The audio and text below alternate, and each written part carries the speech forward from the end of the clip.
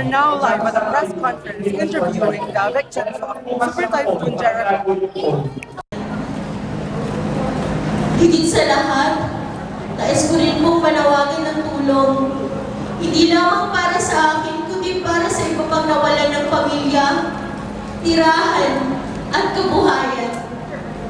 Napakaraming nangangailangan ngayon. Ang mga bata, ang mga matatanda,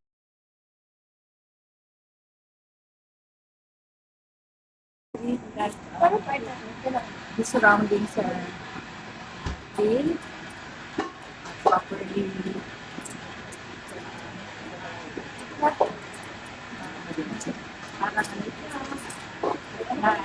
it will not be washed out by the floods. And if there's a danger of strong winds, we see to it that we cut unnecessary branches of some trees, especially the old trees. Okay. In times of crisis,